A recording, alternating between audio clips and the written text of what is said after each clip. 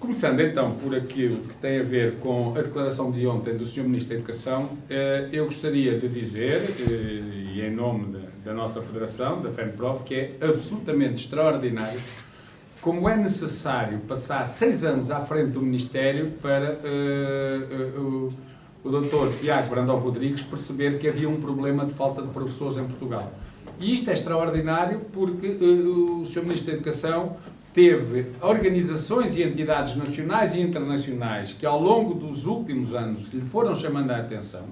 Por exemplo, a Comissão Europeia, por exemplo, a OCDE, por exemplo, o Conselho Nacional de Educação, que, inclusivamente, na recomendação em que fala sobre o assunto, baseando-se nos dados de 2019 dos professores que existiam no sistema, veio dizer que durante a década de 20 se iriam aposentar 57,8% de professores, ainda ao pormenor do número dos que reuniam os requisitos, que eram 51.983 ao longo da década, e dizia o Conselho, e está escrito do Conselho Nacional de Educação, que estes eram números reveladores do problema e assustadores.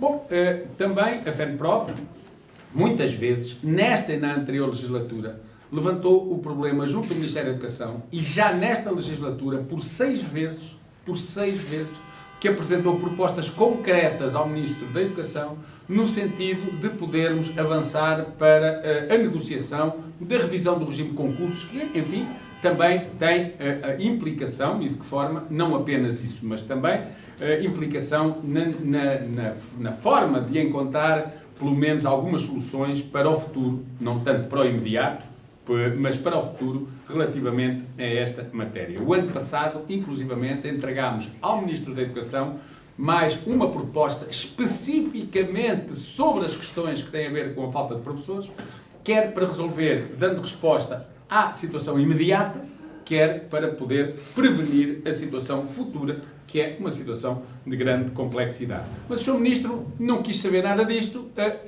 Em primeiro lugar, não reconheceu o problema, durante os primeiros tempos não reconheceu o problema e depois desvalorizou-os. Eu não podia deixar aqui de lembrar que há ano e meio atrás, na única reunião que tivemos com o Sr. Ministro da Educação nesta legislatura, no dia 22 de janeiro de 2020, é só uma, portanto não nos esquecemos da data, colocada esta questão, o Sr. Ministro desvalorizou-a ao ponto de considerar estarmos perante, na altura, situações pontuais que alguns senhores jornalistas e sindicatos gostavam de explorar e de agitar. E, portanto, desvalorizou, não reconheceu e deixou o problema agravar-se. E deixou o problema agravar-se a ponto de ter de recorrer a uma equipa externa, porque os dados da Direção-Geral de Estatísticas, que é do Ministério da Educação, não interessam para nada, porque as preocupações do Conselho Nacional de Educação não interessam para nada, porque as chamadas de atenção que teve, como disse também da FENPROF, mas até de instâncias internacionais, não interessam para nada,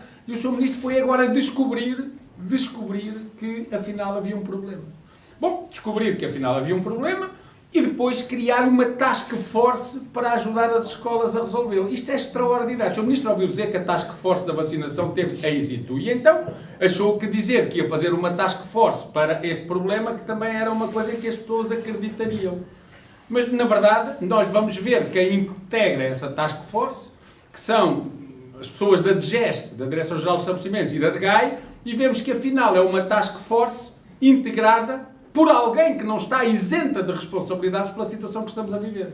Ou seja, isto não é task force, coisa nenhuma, e até diria mais. Isto é um atestado de incompetência aos diretores das escolas e agrupamentos, a quem o Sr. Ministro, pelos vistos, não reconhece capacidade para resolver o problema e, portanto, tem que ter alguém que lhes diga como é que se faz. Isto, de facto, digamos, é bater no fundo do relacionamento com as escolas, porque, na verdade, os diretores sabem como é que se resolve. O problema é que não há professores e, por isso, não se consegue dar a resposta que é necessária. Mas, o Sr. Ministro vem dizer que vai agora abrir a possibilidade de diplomados em outras áreas poderem vir agora a integrarem, a fazerem um estágio e a virem para o ensino.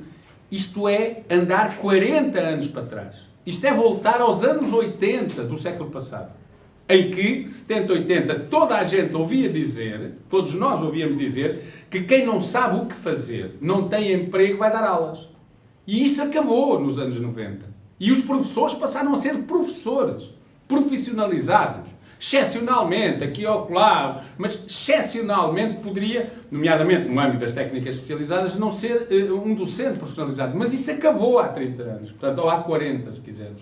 E, portanto, o Sr. Ministro dá esses passos todos para trás e ficará reconhecido como alguém que volta a recolocar no sistema, pelo menos muitas pessoas que não são professoras e, portanto, é o tempo novamente dos engenheiros que virão da matemática, é o tempo novamente, de outros que não são docentes e com todo o respeito que nos merecem, mas que não são docentes, virem para as escolas. E o Sr. Ministro, a primeira coisa que deveria ter anunciado ontem é o que é que vai fazer para recuperar os milhares de professores profissionalizados que abandonaram a profissão.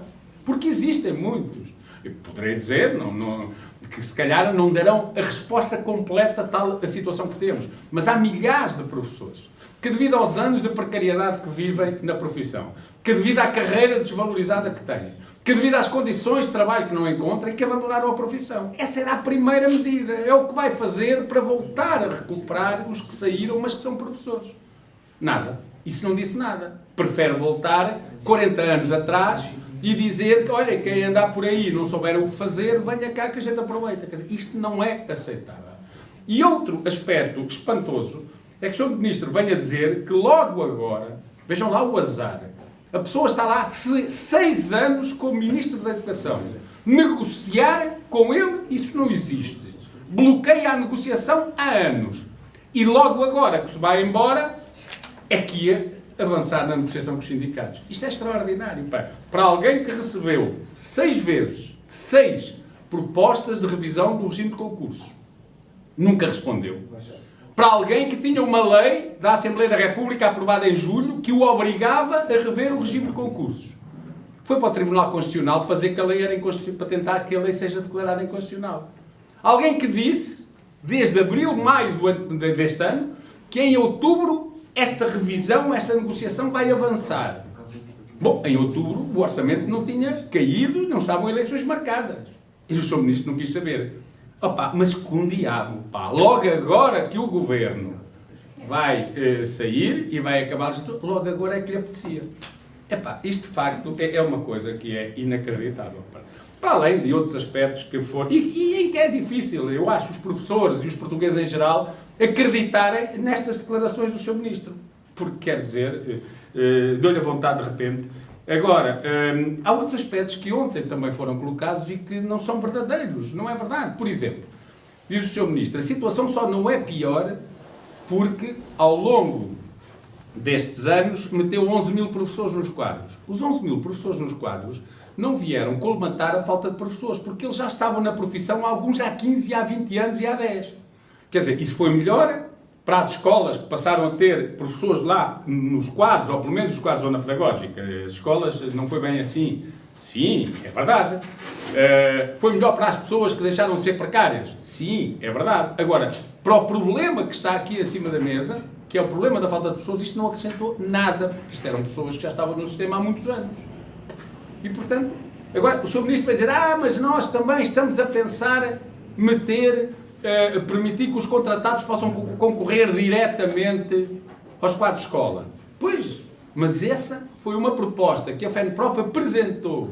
Na única vez que houve mexidas no regime de concurso, ainda era Secretária de Estado, a doutora Alexandra Leitão, mas já era Ministro, o atual Ministro, e o Ministério não aceitou.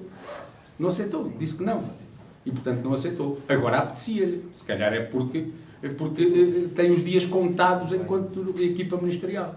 Mas na altura não aceitou. Agora, essa é uma questão, digamos, uma regra que, se existir, pode permitir que algumas escolas, depois dos concursos, não fiquem sem professores. E, portanto, por isso é que nós defendemos isso. Agora, isso também não vai resolver o problema da falta de professores, porque estamos a falar de pessoas que já estão no sistema e que não podem concorrer àquelas escolas e vão passar a poder, mas elas já lá estão. Ou seja, a falta de professores não tem a ver com isso. E, portanto, é a nossa opinião, e para fazermos o retrato, e eu vou passar ao meu colega Vítor Godinho, que vai fazer o retrato, porque ele acompanha isto de perto, e também os nossos colegas que aqui estão, do secretariado da FENPROF, o Manuel Nobre, o Francisco Gonçalves, e outros colegas que estão também ali ao fundo e que não podem estar aqui connosco porque estamos a fazer reuniões nas escolas e eles vão agora ter reuniões, mas dizia eu que o que era preciso, em primeiro lugar, para resolver o problema imediato, o imediato era permitir, por exemplo, e isso o Ministério não permite, que as escolas pudessem completar os horários, porque a maior parte desses horários são incompletos. Ora bem,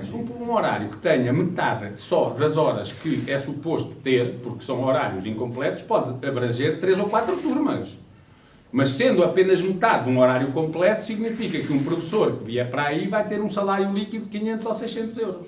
Ora, se os professores se concentram onde ainda os há, em Braga, ou no Porto, ou em Viana do Castelo, ou lá no Norte, quer dizer, ninguém vem para Lisboa, onde se calhar 600 euros é o mínimo que ele consegue arranjar um apartamento, e prefere ficar na ZAEC lá por cima, porque embora ganhe pouco, pelo menos está em casa e não tem outras despesas.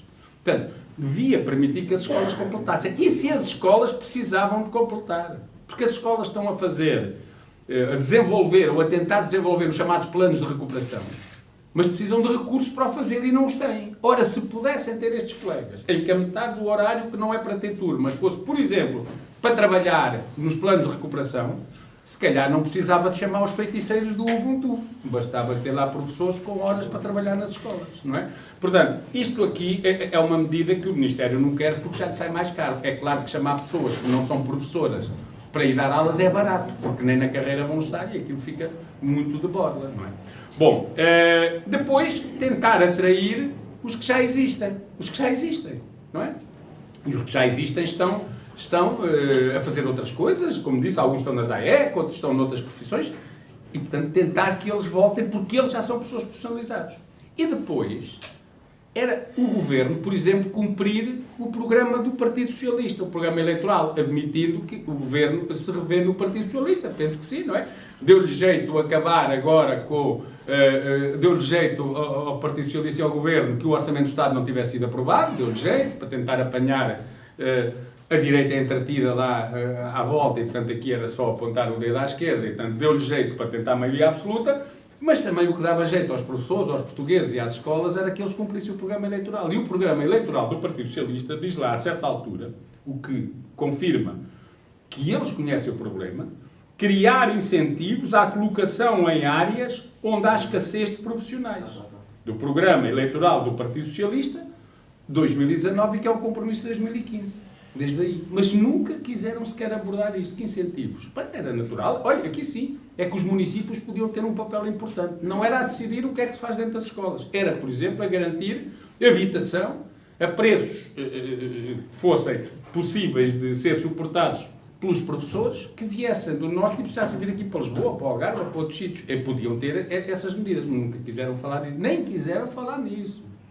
Porque hoje, muitas das carências, também as há, já não são aquelas, ninguém quer ir para longe. Não, ninguém quer ir para Lisboa, nem para o Algarve, porque para longe alguns até vão. Portanto, estas que eram as medidas que eles tinham que estar disponíveis para poder, mas era preciso que houvesse negociação, poder discutir. Mas não quiseram. Não quiseram. Quiseram fazer esta figurinha agora, porque como sabem que se vão embora, têm que ir dizer, tem sido curioso, porque a pessoa todos os dias abre as televisões, vê as televisões e é logo, não é? É a senhora, a administração pública, que nem aumento estavam para ter, agora até a senhora ministra já vem dizer que se calhar até pode ser que seja até mais que o 0,9, quer dizer, de repente passou a haver dinheiro.